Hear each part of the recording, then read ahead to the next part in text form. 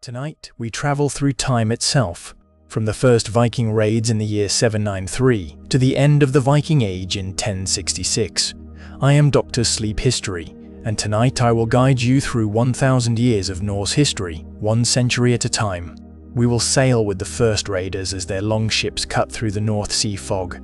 We will march with the Great Heathen Army across the green fields of England. We will stand with Erik the Red on the shores of Greenland and with his son Leif on the coast of North America, 500 years before Columbus.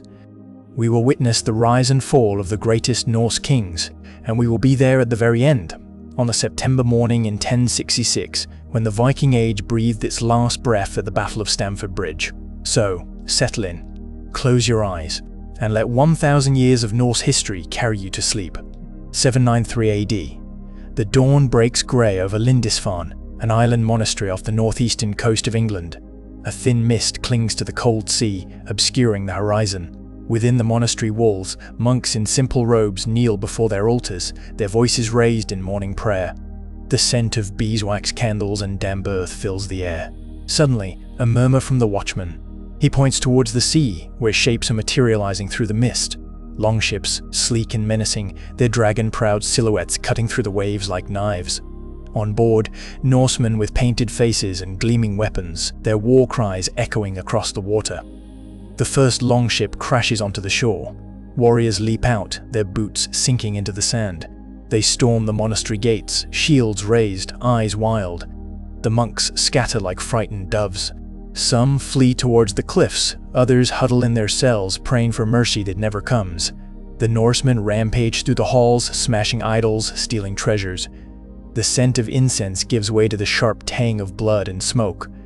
This raid marked the beginning of the Viking Age, the first recorded Scandinavian raid on England. A shockwave ripples out from Lindisfarne, echoing across the North Sea. It is a harbinger of things to come. 795 AD, the Norse turn their gaze westwards, towards Ireland. An island nation known for its rich monasteries, filled with treasures and learning. The raiders sail up the River Boyne, landing on the shores of Monasterbois. Monks flee before them, their cries echoing off the ancient stones. The Norsemen ransack the church, seizing silver crosses and illuminated manuscripts. They burn what they cannot carry, leaving behind only ashes and echoes. The Irish monks, like their English counterparts, are unprepared for these sudden invasions. They have heard tales of the Norse, but believed them to be mere stories told by firelight. Now, reality comes crashing ashore with every longship that lands. The raiders move from island to island, sacking monasteries on the Aran Islands and Iona. The once peaceful seas are now filled with fear. 799 AD. The Norse turn their attention southwards, towards Francia, the land of the Franks. They sail up the Seine, past the fortified city of Paris, and make landfall near the mouth of the river. This time, they do not come as silent shadows in the dawn. They come with war horns blaring, their shields forming a wall of iron. The raiders pillage coastal towns, burning churches and stealing treasures. The Frankish king Charlemagne is away fighting in Spain. When he hears news of the invaders, he sends his son Louis to deal with them. But the Norsemen slip away like smoke on the water, their longships disappearing into the mist before Louis can engage them. 820s AD, a shift occurs. The Norse raiders begin to winter in Ireland rather than returning home each year. They establish permanent settlements, intermarry with local women, and settle down.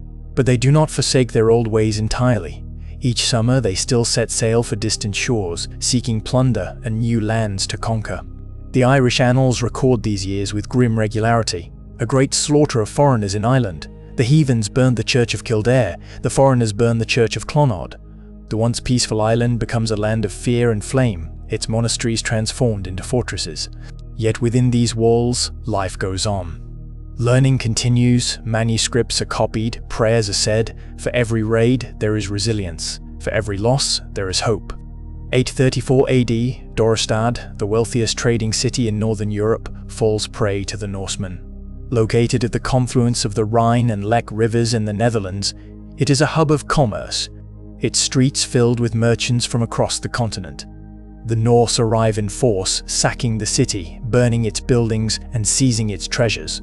The once mighty trading post is reduced to rubble and ash. Its people flee, taking with them only what they can carry. But the spirit of Dorestad is not so easily broken. Within years, it rises from the ashes like a phoenix, its markets reopened, its streets bustling once more. The Norsemen may have come and gone, but their influence lingers. Trade routes shift, new alliances are forged, and the world begins to change. 845 AD, Paris trembles in the shadow of the Norsemen. The city has grown fat and complacent under Charlemagne's rule. Its walls are high, its gates well guarded, but it is not immune to attack. The Frankish king, Charles the Bald, pays a massive ransom, 700 pounds of silver, to buy off the invaders. He also agrees to an annual tribute, promising to deliver 25 silver pieces each year. The Norsemen retreat, their ships laden with treasure, but they do not forget Paris. They will return again and again until the city learns to live with their shadow. This is not just a raid, it is a turning point. The Norse have proven that even the mightiest of cities can fall before their longships. And so, the Viking Age continues, a story of conquest and courage, of fear and resilience, written in blood and gold across the centuries. Now, let us drift back into the mists of time. Allow the centuries to wash over you like waves. Let your thoughts slow, your breath deepen. Each passing year brings us closer to sleep. Each whispered word lulls us further towards dreams. 793 AD. The dawn breaks grey over Lindisfarne. In the waning light of the 9th century, as the Norse longships sliced through the frigid waters like knives, Iceland loomed into view. The year was 874 AD, and Ingolfur Arnason, a chieftain with eyes as piercing as the ice that encased his new home, stood at the prow, his breath misting in the chill air. Behind him stretched an endless sea of empty blue, save for the handful of ships bearing his people, their dragon-proud vessels like shadows against the dawn. Iceland greeted them with silence, broken only by the distant rumble of geysers and the mournful cry of unseen birds wheeling above the desolate cliffs. The land was raw, untamed, a symphony of volcanic rock and glacial melt where steam rose from the earth like spectral whispers. Reykjavik, the future hub of this frozen kingdom, was then a mere huddle of wooden houses, their smoke staining the air with a promise of life amidst the wilderness. 3 years prior, in 871 AD, another Norse force had set sail eastwards, not seeking uninhabited lands but conquest. Led by the sons of Ragnar Lothbrok, Halfdan, Ivar the Boneless, and Uba, they arrived in England with a hunger for power that would become known as the Great Heathen Army. Their first taste of victory came at the mouth of the Humber, where they vanquished the Angles of Northumbria, their shields clashing like thunder as they breached the kingdom's defences. As the decade progressed, the Great Heathen Army swept across England like a plague, carving out territories with brutal efficiency. Mercia fell under their onslaught in 874 AD, King Burgred submitting to tributary payments rather than face the wrath of Ivar and Ubba. East Anglia was next, its king Edmund, refusing to bend his knee even as his lands were consumed by fire and sword. In 879 AD, the Viking warlords laid siege to Thetford, Edmund's capital. For days they hammered at the gates, their battle cries echoing through the streets like a grim chorus. Trapped within, King Edmund held firm, his faith in God unwavering despite the carnage outside. When starvation forced him to surrender, he was not granted the swift mercy of death. Instead, he was taken captive and cruelly executed, tied to a tree and riddled with arrows like some twisted parody of Christ's crucifixion. Yet even as the Vikings reveled in their conquests, a spark of resistance smouldered in the south. Alfred, King of Wessex, had watched his neighbours succumb one by one, their lands swallowed by the encroaching Danelaw. In 878 AD, he too was forced to flee, retreating into the marshes of Somerset with a handful of loyal men while his kingdom burned around him. There, in the heart of the fens, Alfred did not merely survive, he regrouped, rebuilt, and returned to war. On May 5, 878 AD, he faced Guthrum, leader of the Viking forces occupying Wessex, at the Battle of Edington. The day was long and brutal, but when the sun dipped below the horizon, it was Alfred who stood victorious, his shield wall unbroken, his enemies scattered or slain. In the aftermath, Guthrum sought peace, converting to Christianity and adopting the name Ethelstan in a gesture of submission. The Treaty of Wedmore was signed, dividing England into the Danish-controlled Danelaw in the north and east, and Alfred's Wessex in the south. Henceforth, King Alfred would be known as the Great, his resistance having saved what remained of English sovereignty. Across the channel, another Norse chieftain made his mark on history. Rollo, a fearsome warrior whose very name echoed with tales of plunder and conquest, found himself in an unexpected position in 911 AD. Having harried King Charles the Simple's coasts for years, he was summoned to Paris, where the French monarch offered him a peculiar bargain. Charles would grant Rollo lands in northern France, a territory that would come to be known as Normandy, land of the Northmen, if the Viking would swear fealty and protect it from further invasions. Surprised but pragmatic, Rollo agreed, becoming the first Duke of Normandy and setting his people on a path that would see them shape the destiny of France, England, and beyond. Thus did the 9th century draw to a close, its final decades echoing with the clash of shields, the roar of conquest, and the whispers of new beginnings. From Iceland's desolate shores to the divided lands of England, the legacy of the Vikings endured, etched into history like runes carved deep into stone.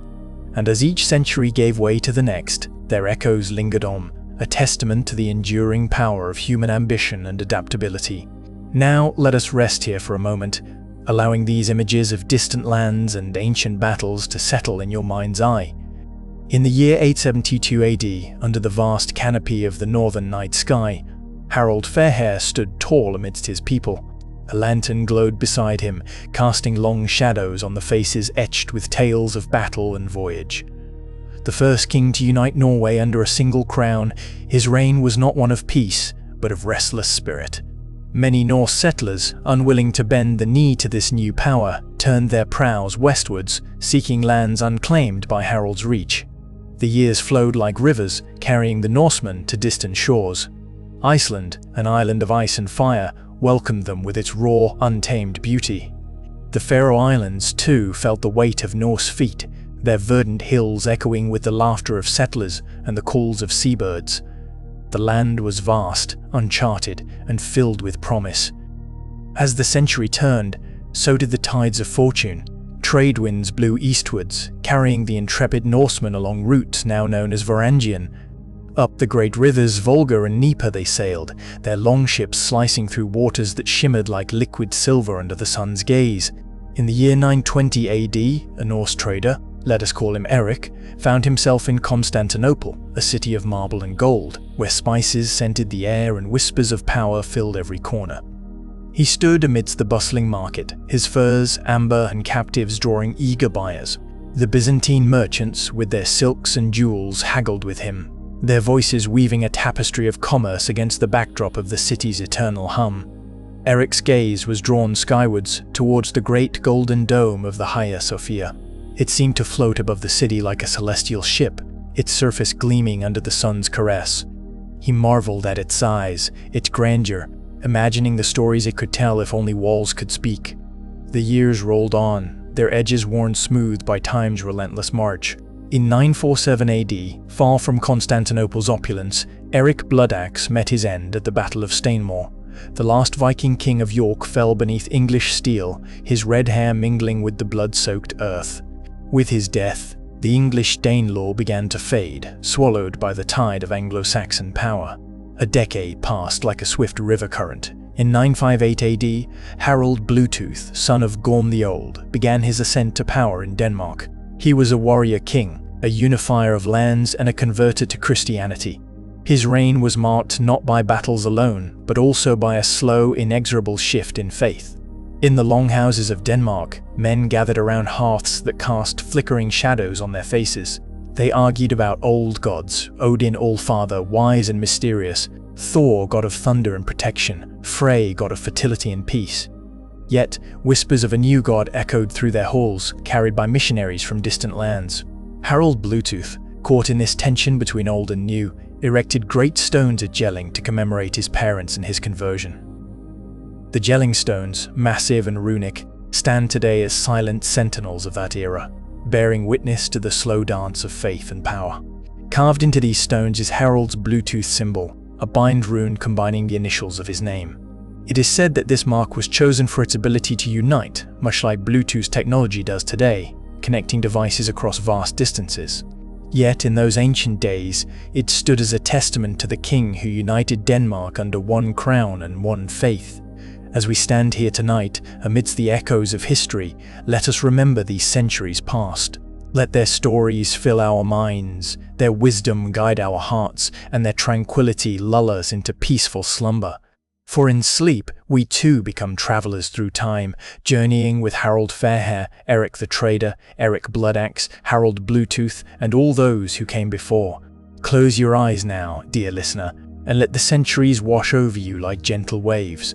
Let them carry you on their currents, from Viking longships to Byzantine markets, from Danish longhouses to gelling stones. Allow history's vast canvas to envelop you, its colors rich and vibrant, its textures soft and inviting. As we drift together through the ages, feel the weight of centuries upon your eyelids, the gentle pressure of history's passage lulling you into deep, restful sleep. Let the rhythm of distant waves, the rustle of ancient leaves, and the hushed whispers of forgotten languages guide you into a peaceful slumber. Good night. In the year 982 AD, under a sky heavy with winter's breath, Erik the Red stands on the shore of Iceland, banished for his part in a killing. His heart is as stormy as the sea before him, but he turns his gaze west, where no man has ever ventured. He sees not empty waters, but promise. He names this unknown land Greenland, hoping its name will draw settlers like honey draws bees. Years later, in 985 AD, 25 ships carrying over 1,000 people leave the fjords of Iceland. They sail into the unknown, following Erik's lead. 14 vessels survive the journey, their dragon-proud forms cutting through the sea like knives. Greenland awaits them, its vast ice sheet stretching towards the north like a frozen ocean. The first settlers set foot on Greenland's shores in summer. The air is cool but bearable, and the land reveals itself as a mosaic of green fjords and snow-crowned peaks. They build their longhouses from stone, a stark contrast to the wooden dwellings they left behind in Iceland. Each house huddles close to its neighbors, forming small clusters along the coast, like seals basking on rocks. Life in Greenland is harsh but not unforgiving. The summers are short and precious, filled with urgency as settlers tend their crops and livestock. The winters are long and dark when they hunker down inside their stone homes, listening to the wind howling outside like a restless beast. They trade furs and walrus ivory for supplies from Norway, their ships braving the ice-choked seas. By 1000 AD, Leif Erikson, son of Erik the Red, stands on the deck of his longship, Snekkja. He has been blown off course while sailing from Norway to Greenland, and now he sees something unprecedented: land to the west. The coastline is low and elongated, unlike the towering cliffs of Iceland or the icebound shores of Greenland. Leif orders his men to row ashore. As they step onto the sand, they find timber aplenty, a precious commodity in Greenland. But what astonishes them most are the wild grapes growing along the shore. This land is warm and fertile, unlike anything they have ever known. Leif names it Vinland, the land of wine. Back home in Greenland, Christianity has begun to take root. In 1000 AD, Iceland officially converts to the new faith, though many still whisper ancient Norse prayers under their breaths. The old gods linger like shadows at the edge of consciousness, reluctant to relinquish their hold on hearts and minds. Just over a decade later, in 1013 AD, Svein Forkbeard of Denmark lands his army on English shores. King Ethelred flees, and for the first time in history, England has a Viking king. Svein dies 5 weeks into his reign, but his son Cnut inherits his claim. From Greenland to England, from Vinland to the old Norse gods still whispered in darkness, these are the threads of history woven together by the hands of fate. Each year is a stitch in time's tapestry, each event a wave crashing against the shore of eternity. Now, let yourself drift with these currents, carried away on the tide of centuries.